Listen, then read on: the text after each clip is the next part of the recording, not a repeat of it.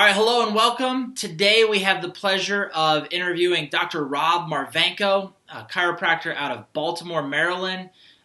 Very exciting health professional who's going to give us some insight into some of today's hot topics for health and families. So Dr. Rob, first of all, thanks for being with us today. Oh, you're welcome. Excellent. So how long have you been in practice? I've been here on Liberty Road in Baltimore about 13 years now. Awesome. So in 13 years, you've seen a lot of people come through your office, I'm sure, and you've seen tons of different health issues. What do you think's happening to the general health of the average American over the last 13 years? Well, unfortunately, I've seen a decline in the average health of the average American, and it has to do with a lot of different things, as far as a lot of social things, but I have seen a decline in the 13 years that I've been here. Sure. Any particular things that you would say are the culprits for those declines?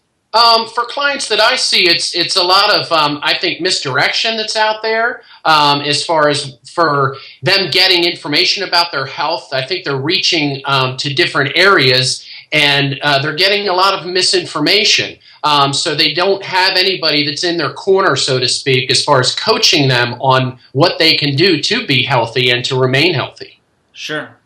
Now, over the last 13 years, we've seen a huge jump in technology. 13 years ago, very few people had cell phones. And today, it's not if you have a cell phone, it's how young do you get a cell phone? Are you in junior high or are you in elementary school, right? Mm-hmm. So these kids also not only have cell phones, but they're, games on their phones, they're text messaging. What is this doing to their overall posture and health?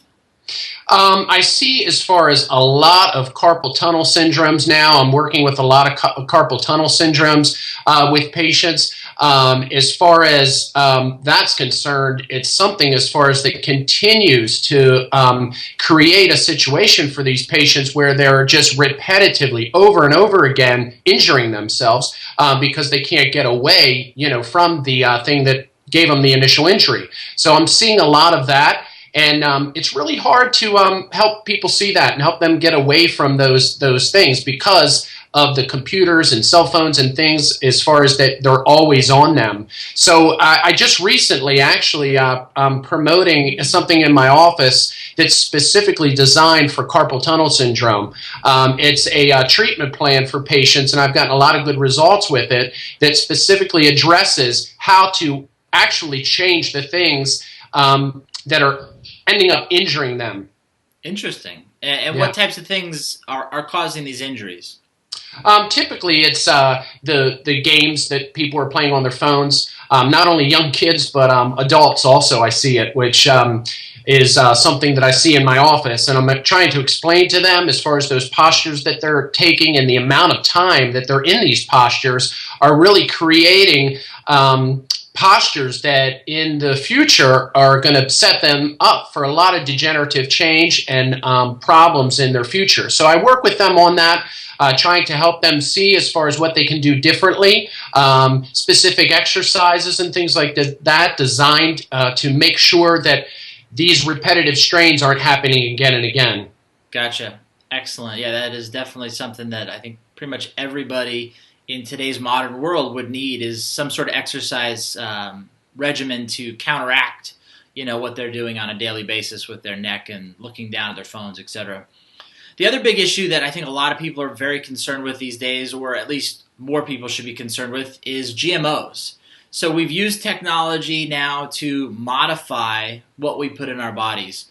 What kind of effect do you think that's going to have long-term on our health?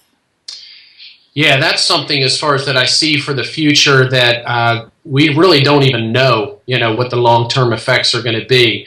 I always consult patients about their diet because that's extremely important. Again, giving them the correct information because when you go out there and search it yourself, it can be very confusing. So my patients come with a lot of questions about diet, and specifically I address those things for them. But the future, as far as for patients that are not addressing those things now, I think is going to create a really, really bad effect on their health. Absolutely. So any quick recommendations that you could give people watching this video on what is a good source of information on dietary habits?